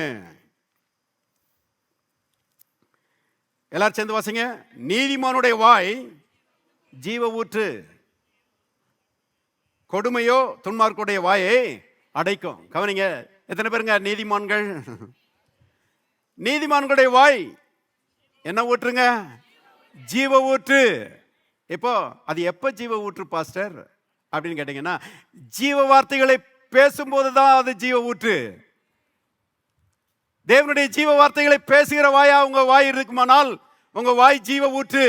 ஆனால் கவனிங்க, நீதிமான்கள் கவனம் இல்லாம அவிசுவாசத்தையும் சந்தேகத்தையும் பிரச்சனைகளையும் பேசுவார்களானால் அவருடைய வாய் மரண ஊற்று. ஜீவனை பேசுனீங்கன்னா ஜீவன் பெருகும், மரணத்தை பேசுனீங்கன்னா மரணம் பெருகும். இது மாற்றமே கிடையாது. ஜீவனை பேசும்போது மரணம் பெருகாது, மரணத்தை பேசும்போது ஜீவன் பெருகாது. தீர்க்கமாய் தெரிந்து கொள்ளுங்கள். கிறிஸ்தவ வட்டாரத்தில் அருமையானவர்களே, மக்கள் கவனம் செலுத்தாத ஒரு பாடம் இது. பாருங்க, வாய் ரொம்ப ரொம்ப ரொம்ப முக்கியம். பாருங்க, நாக்கு சரீர அவயவங்கள் எல்லாவற்றையும் பார்க்கும்போது சின்ன அவயவம் தான் இல்லையா? காலை பார்க்கும்போது, கையை பார்க்கும்போது பாருங்க, நாக்கு சின்ன அவயவம் தான். ஆனா நாக்கு தான் இருக்கிறதுல முக்கியமான அவயவம் என்று சத்தியவேதம் சொல்லுகிறது. காலும் கையும் ஜீவ ஊற்றுன்னு சொல்லல, வாய் ஜீவ ஊற்று இல்லையா? நாக்கு ஜீவ ஊற்று. பாருங்க, பழைய ஏற்பாட்டில் திருப்போம், என்னாகமம் 13:27 இருந்து பாருங்க. அவர்கள் மோசேயை நோக்கி, நீர் எங்களை அனுப்பின தேசத்துக்கு நாங்கள் போய் வந்தோம், அது பாலும் தேனும் ஓடுகிற தேசம்தான், இது அதனுடைய கனி. ஆனாலும் அந்த தேசத்திலே குடியிருக்கிற ஜனங்கள் பலவான்கள். ஆனாலும் போட்டாங்க பாருங்க.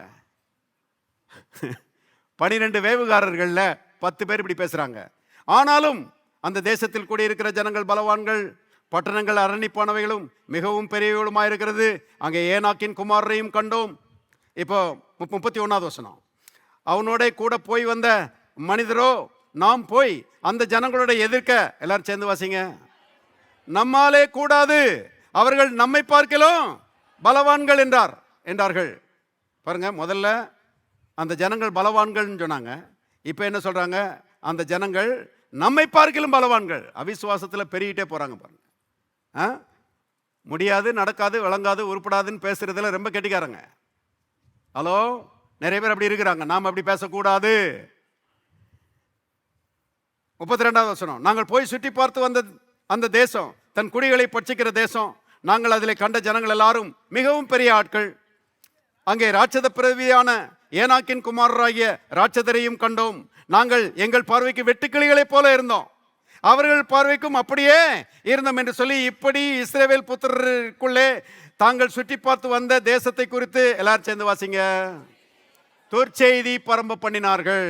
கவனிங்க, அவிசுவாசமான பேச்சு அது துர்ச்செய்தி என்று வேதம் சொல்லுகிறது. நற்செய்தி கிடையாது, அது துர்ச்செய்தி. பாருங்க, அது நடக்காது பிரதர், இது நடக்காது பிரதர், அதெல்லாம் வாய்க்காது பிரதர், இதெல்லாம் உருப்படாது பிரதர், இப்படியே பேசுற ஆட்கள் நிறைய பேர் நினைச்சாங்க இருக்கிறாங்க. அருமையானவர்களே, அது அத்தனையும் துர்ச்செய்தி என்று கர்த்தர் சொல்லுகிறாரு. அவருடைய பார்வைக்கு நாங்கள் வெட்டுக்கிளிகளே போல இருந்தோன்றாங்க. அதான் பெரிய பாஸ் சொல்லுவாங்க, அட வெட்டுக்கிளி பயலுகளா. கர்த்தர் 12 கோத்திரத்திலிருந்து பெரிய பிரபுக்கள் பாங்க, வெளியே ஆள் வாட்ட சாட்டமா இருக்கிறாங்க, ஆனா உள்ளம் விசுவாசம் இல்லை, பயந்துட்டு கிடக்குறாங்க, கர்த்தருடைய வார்த்தையை விசுவாசிக்கல. ஆனா 2 பேர் கர்த்தருடைய வார்த்தையை விசுவாசிச்சாங்க. கர்த்தர் இவங்க பெறப்படும் போதே என்ன சொல்லிட்டாரு? பாலும் தேனும் ஓடுகிற தேசத்தில் கொண்டு போய் சேர்ப்பேன்னு சொல்லிட்டாரு. நல்லா கவனிங்க, கர்த்தருடைய வார்த்தை எப்படி இருக்குது, இவங்க எப்படி பேசுறாங்க பாருங்க. அவர் சொல்லிட்டாரு, பாலும் தேனும் ஓடுகிற தேசத்தில் கொண்டு போய் சேர்ப்பேன், அந்த 7 ஜாதிகளையும் துரத்தி விட்டுட்டு உங்களை அங்க கொண்டு போய் குடி வைப்பேன்னு சொல்லிட்டாரு ஏற்கனவே. ஆனா இவங்க அதை விசுவாசிக்கல. ஆனா 2 பேரும் விசுவாசமா பேசுறாங்க, யோசுவாவும் காலேபும். பாருங்க, 13ஆம் அதிகாரம் 30வது வசனம். அப்பொழுது காலேப் மோசேக்கு முன்பாக ஜனங்களை அமர்த்தி, எல்லாரும் சேர்ந்து வாசிங்க, நாம் உடனே போய் அதை சுதந்திரித்துக் கொள்வோம், நாம் அதை எளிதாய் ஜெயித்துக் கொள்ளலாம். என்ன பேச்சு இது, எப்படி இருக்குது பாருங்க. நான் காலேப் கோஷ்டி, நான் பாருங்க யோசுவாவோட டீம். அவன் சொல்றான், நாம் உடனே போய் அதை சுதந்திரித்துக் கொள்வோம், நாம் அதை எளிதாய் ஜெயித்துக் கொள்ளலாம், ஈஸியா வின் பண்ணலான்றார். எத்தனை பேர் சொல்றீங்க வாழ்க்கையில ஈஸியா வின் பண்ணலான்னு? எல்லாத்தையும் ஈஸியா வின் பண்ணலாம் பாருங்க, முடியாதுன்னு எதுவுமே கிடையாது. வேதத்தில் எழுதப்பட்டிருக்கிறது, விசுவாசிக்கிறவனுக்கு எல்லாம். எத்தனை பேர் விசுவாசிக்கிறீங்க? எல்லாரும் சொல்லுவோம், நான் விசுவாசிக்கிறேன், விசுவாசிக்கிறேன், எனக்கு எல்லாம் கூடும். இன்னொரு முறை சொல்ல, நான் விசுவாசிக்கிறேன், விசுவாசிக்கிறேன், எனக்கு எல்லாம் கூடும். இன்னொரு முறை சொல்ல, நான் விசுவாசிக்கிறேன், விசுவாசிக்கிறேன், எனக்கு எல்லாம் கூடும். ஆல் திங்ஸ் ஆர் பாசிபிள், எல்லாம் சாத்தியம். இருக்கிறீங்களா? கர்த்தர் எல்லாத்தையும் சாத்தியமாக்கி கொடுப்பாரு. ஆனா நம்ம பேச்சு அப்படி இருக்கணும். பாருங்க, இப்போ 14ஆம் அதிகாரம் 9ஆம் வசனம் பாருங்க. கர்த்தருக்கு விரோதமாய் மாத்திரம் கலகம் பண்ணாதிருங்கள், அந்த தேசத்தின் ஜனங்களுக்கு நீங்கள் பயப்பட வேண்டியது இல்லை, அவர்கள் நமக்கு இரையாவார்கள், அவர்களை காத்த நிழல் அவர்களை விட்டு விலகி போயிட்டு. இப்ப எல்லாரும் சேர்ந்து வாசிக்கலாம், கர்த்தர் நம்மோட இருக்கிறார், அவர்களுக்கு பயப்பட வேண்டியதில்லை. இது யோசுவா பேசுறான். காலேப் சொன்னா நாம் உடனே போய் அதை எளிதாய் சுதந்திரத்துக் கொள்ளலாம்னு சொல்றான். இங்க யோசுவா சொல்றான் கர்த்தர் நம்மோடு இருக்கிறாரு. அப்ப எப்படி சேர்த்து சொன்னா இப்படி சொல்லலாம், கர்த்தர் நம்மோடு இருக்கிறார், நாம் உடனே போய் அதை சுதந்திரத்துக் கொள்வோம், நாம் அதை எளிதாய் ஜெயித்துக் கொள்ளலாம். என்ன பேச்சு! கர்த்தர் இவங்க கூட இருக்கிறாரா? ஆமா. பகல்ல மேகஸ்தம்பம், இரவில் அகஸ்தம், கூடவே தானே வர்றாரு. நான் சொல்லுறேன், அவங்கள பார்க்கலாம் ரொம்ப நெருக்கமா கர்த்தர் நம்ம கூட இருக்கிறாரு. அவங்க கூட இருந்தாரு, கர்த்தர் இன்னைக்கு நமக்கு உள்ளே இருக்கிறாரு. இப்ப உள்ளே தேவனை வச்சுக்கிட்டு என்ன பேசணும்? கர்த்தர் எனக்குள்ளே இருக்கிறார், எல்லாம் எனக்கு சாத்தியம், எல்லாவற்றையும் கர்த்தர் கைகூடி வர பண்ணுவார். இப்ப பாருங்க, ரெண்டு குரூப் ஒன்ன பேசினாங்க. இப்ப 14ஆம் அதிகாரம் 28வது வசனம் பாருங்க. 14ஆம் அதிகாரம் 28வது வசனம். நீ அவர்களோட சொல்ல வேண்டியது என்னவென்றால், தேவன் மோசேட்ட சொல்றார், நீ அவர்களோட சொல்ல வேண்டியது என்னவென்றால், நீங்கள் என் செவிகள் கேட்க சொன்ன பிரகாரம் உங்களுக்கு செய்வேன் என்பதை என் ஜீவனை கொண்டு சொல்கிறேன் என்று கர்த்தர் உரைக்கிறார். கவனிச்சிங்களா? நீங்கள் என் செவிகள் கேட்க சொன்ன பிரகாரம் நான் உங்களுக்கு செய்வேன். அப்ப தேவனுடைய பிள்ளைகள் ரொம்ப ஜாக்கிரதையா இருக்கணும். என்ன பேசுறோம்? நம்ம பேசுகிறதெல்லாம் தேவன் கேட்டுக்கொண்டிருக்கிறார் இல்லையா? அப்ப விசுவாசத்தை பேசணும்னா அதையும் கேட்கிறாரு. கவனிங்க, இங்க 2 குரூப், 10 பேர் ஒரு மாதிரி பேசுனாங்க, அதையும் கேட்டாரு. 2 பேர் வேற மாதிரி பேசுனாங்க, விசுவாசத்தை பேசுனாங்க, அதையும் கேட்டாரு. இப்ப மோசேட்ட சொல்றாரு, நீங்கள் என் செவிகள் கேட்க சொன்ன பிரகாரம் நான் உங்களுக்கு செய்வேன்னு சொல்றாரு. அந்த குரூப் சொன்னாங்க பாருங்க, இந்த வனாந்தரத்தில் நாங்கள் செத்தாலும் நலம் சொன்னாங்க. இப்ப பாருங்க 30வது வசனம். எப்புனையின் குமாரன் காலேபும் நூனின் குமாரன் யோசுவாவும் தவிர மற்றவர்களாகிய நீங்கள் நான் உங்களை குடியேற்றுவேன் என்று ஆணையிட்டு கொடுத்த தேசத்தில் பிரவேசிப்பதில்லை. கவனிச்சிங்களா? 10 பேர் அவங்க கோத்திரத்தார் யாவரும் அதுக்குள்ள பிரவேசிப்பது இல்லைன்னு சொல்றார். ஏன்? நீங்க தான் சொன்னீங்கல்ல, வனாந்தரத்தில் நாங்கள் செத்தாலும் நலம் சொல்லி. இப்ப வாசித்து முடிப்போம். 36வது வசனம். அந்த தேசத்தை சோதித்து பார்க்கும்படி மோசேயால் அனுப்பப்பட்டு திரும்பி அந்த தேசத்தை குறித்து துர்ச்செய்தி கொண்டு வந்து சபையார் எல்லாரும் அவனுக்கு விரோதமாய் முறுமுறுக்கும்படி அந்த துர்ச்செய்தியை சொன்னவர்களாகிய அந்த மனிதர்கள் எல்லாரும் சேர்ந்து வாசிங்க. கர்த்தருடைய சந்நிதியில் வாதையினால் கர்த்தர் கொண்டு விட்டாரா? கவனிங்க, கர்த்தர் கொல்லலைங்க, இவங்க வார்த்தையினாலேயே செத்தாங்க. சாவை தெரிந்து கொண்டார்கள். மரணமும் ஜீவனும் எங்க இருக்குது? நாவின் அதிகாரத்தில் இருக்குது. அவிசுவாசமா பேசினாங்க, செத்தாலும் நலம் சொன்னாங்க, வனாந்தரத்தில் செத்தாங்க. இப்போ 38வது வசனம். தேசத்தை சுற்றி பார்க்க போன அந்த மனிதரில் நூனின் குமாரனாகிய யோசுவாவும் எப்புன்னாயின் குமாரனாகிய காலேபும் மாத்திரம் உயிரோடு இருந்தார்கள், வாழ்ந்திருந்தார்கள். தேவனுடைய பிள்ளைகளே, இது நமக்கு பெரிய பாடம். எப்போதும் நம்முடைய நம்பிக்கையை அறிக்கையிடலே அசைவில்லாமல் உறுதியாக இருக்க கடவும் வாக்குத்தத்தம் பண்ணினவர் உண்மையுள்ளவராய் இருக்கிறாரு. சுகத்தை எடுத்துக்கலாம், ஆரோக்கியத்தை எடுத்துக்கலாம், பாருங்க பலனை எடுத்துக்கலாம், ஐஸ்வர்யத்தை எடுத்துக்கலாம். எல்லா நன்மைகளும் வார்த்தைக்குள்ளே இருக்கிறது. வார்த்தைக்குள்ளே இருக்கிற அந்த நன்மைகளை எடுத்துக்கொள்ளும்படி வார்த்தையை பேசுங்கள். வார்த்தையை கர்த்தர் உங்க வாழ்க்கையில நிறைவேற்றி கொடுப்பார். கர்த்தர் சொல்றாரு, நீங்கள் என் காதுகள் கேட்க சொன்ன பிரகாரம் நான் உங்களுக்கு செய்வேன். ஜெபத்துல கர்த்தர் காதுகள் கேட்க அவருடைய வார்த்தைகளை சொல்லுங்க. அவர் என்னவெல்லாம் சொல்லியிருக்கிறாரோ எல்லாவற்றையும் உங்க வாழ்க்கையில் நிறைவேற்றி கொடுப்பார். ஆமேன். எல்லாரும் தயவு செய்து எழுந்து நிற்போம். Thank you Lord. பரலோக பிதாவே, நன்றியோடு நாங்கள் நம்மை துதிக்கிறோம். ஜீவ வார்த்தைகளுக்காக நாங்கள் நன்றி செலுத்துகிறோம். ஆண்டவரே, பரிசுத்த ஆவியானவர் எங்களுக்கு உதவி செய்கிறார் என்று நாங்கள் பார்க்கிறோமே. கர்த்தாவே, எங்களுடைய மனது உம்முடைய வார்த்தையினால் நிறைந்திருக்க உதவி செய்யும். எங்களுடைய உள்ளம் உம்முடைய வார்த்தையினால் நிறைந்திருக்க உதவி செய்யும். எங்களுடைய வாய் உம்முடைய வார்த்தையினால் நிறைந்திருக்க உதவி செய்யும். உம்முடைய காதுகள் கேட்கும்படியாக உம்முடைய வார்த்தைகளை நாங்கள் பேசுகிறவர்களாக இருக்க எங்களுக்கு உதவி செய்யும். ஆண்டவரே, உமக்கு ஸ்தோத்திரம். எங்களுடைய வாழ்க்கை உம்முடைய ஆசீர்வாதத்தினால் நிரம்பட்டும். எங்களுடைய வாழ்க்கை உம்முடைய ஜீவனால் நிரம்பட்டும். எங்களுடைய வாழ்க்கை உம்முடைய நன்மைகளால் நிரம்பட்டும். அவ்விதமாக நீர் செய்கிறீர். கர்த்தாவே, வந்திருக்கிற யாவரையும் கர்த்தா அப்படிப்பட்ட கிருபைக்குள்ளே நடத்துகிறீர், ஆசீர்வதிக்கிறீர். அதற்காக உமக்கு நன்றி. இயேசுவின் நாமத்தில் பிதாவே, ஆமென்.